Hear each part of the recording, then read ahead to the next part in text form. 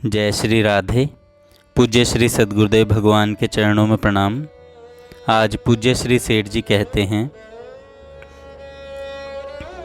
भगवत प्राप्ति का सबसे बढ़कर साधन यही है कि भगवत प्राप्ति कैसे हो, यह जिज्ञासा, यह इच्छा जागृत रहनी चाहिए।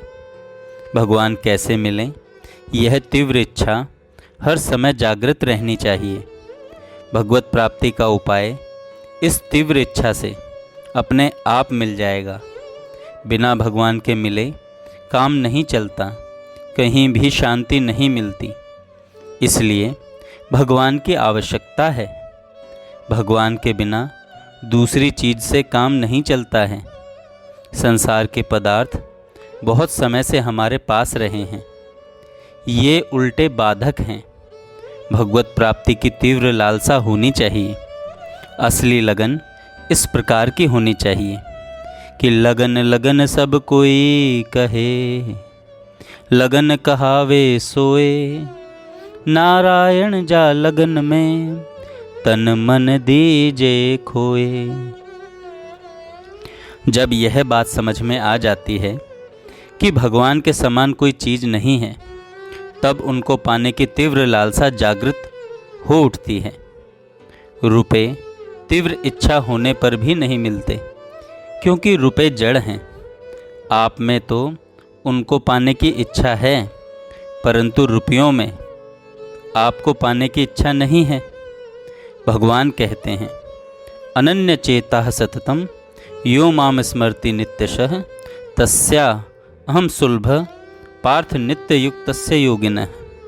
हे अर्जुन, जो पुरुष मुझ में अनन्य चित्त होकर सदा ही निरंतर मुझ पुरुषोत्तम को स्मरण करता है, उस नित्य निरंतर मुझ में युक्त हुए योगी के लिए मैं सुलभ हूँ, अर्थात उसे सहज ही प्राप्त हो जाता हूँ। बिना तार टूटे नित्य निरंतर भजन करने वाले को भगवान सुलभ हैं, विलंब का काम नहीं। भीतर की लालसा ही ऐसी स्मृति जागृत करती है। रुचि तीव्र होनी चाहिए। रुचि से लालसा, उससे लगन, और लगन से भगवत प्राप्ति हो जाती है। कोई भी मिले उससे पूछें कि भगवान कैसे मिलें। जब तक न मिलें तब तक यह लालसा उत्तरोत्तर बढ़ती ही जाए। एक भक्त थे, उनका यही हाल था।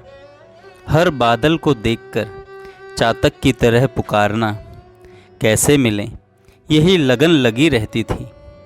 एक साधु ने कहा, भगवान से मिलना हो तो ग्रीष्म काल में पंचाग्नि तपो। उसने शुरू कर दिया। दूसरा साधु मिला, उससे फिर प्रश्न किया, भगवान कैसे मिलें? उसने कहा, उपवास करो। वह उपवास भी करने लगा। एक तीसरे साधु ने कहा, नाम जप किया करो। वह यह काम भी करने लगा। चौथे ने कहा, जप के बाद ध्यान भी करना चाहिए। वह बोला, ध्यान नहीं होता। तब साधु ने कहा, प्राणायाम से ध्यान होता है। उसने प्राणायाम भी शुरू कर दिया। एक और सज्जन मिले, उन्होंने कहा, इतना सब करते हो, भगवान नहीं मिलेंगे तो क्या करोगे?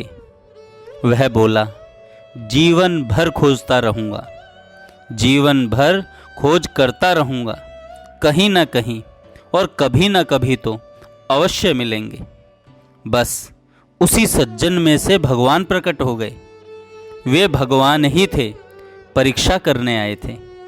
हम लोगों को भी यह जोरदार निश्चय रखना चाहिए। भगवान से मिलने की वास्तविक इच्छा होगी तो निराशा कभी नहीं होगी।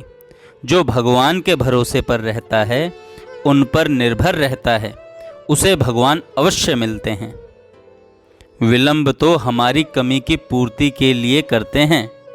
हमारी लालसा को और भी तीव्र करने के लिए ही भगवान हमें तरसाते रहते हैं। हमें अपनी लालसा को हर समय बढ़ाते रहने के लिए सत्संग, सत्पुरुषों का संग करते रहना चाहिए। लालसा का वृक्ष कभी नष्ट नहीं होता, उस वृक्ष की रक्षा भगवान करते हैं। देखने में न भी आए तो भी विश्वास करना चाहिए। भजन ध्यान भी स्थायी पूंजी है। भगवान कहते हैं, न में भक्त प्रणश्यति। जब भगवान रक्षा करते हैं तब किसकी सामर्थ्य है जो उनके भक्त की पूंजी का नाश कर सके। भगवान की ओर देखकर यह विश्वास करें कि वे अवश्य मिलेंगे। भरत की तरह निश्चय रखें, प्रभु आपकी ओर देखकर मुझे विश्वास होता है कि आप मुझे अवश्य मिलेंगे। कि जन अवगुण प्रभु मान न काऊ, दीन बंधु अति मृदुल सुभावु। भगवान अगर विलंब करते हैं तो हमारे हित के लिए ही करते हैं। हमें घबराना नहीं चाहिए, लालसा बढ़ाते ही रहना चाहिए। सफलता कैसे मिले?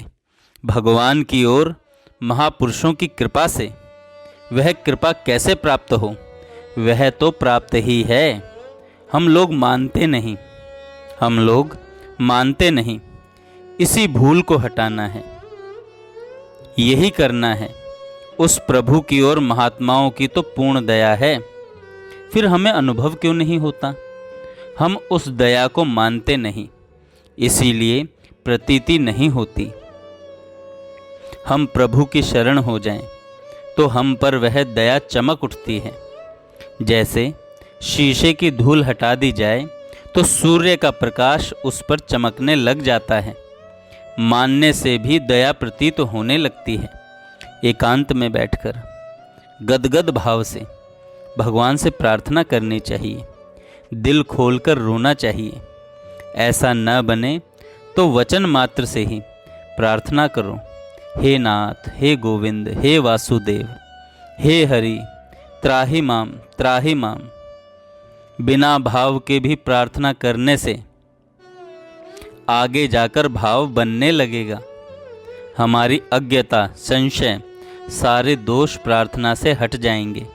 श्रद्धा की आवश्यकता है और श्रद्धा भी प्रार्थना से मिल जाती है।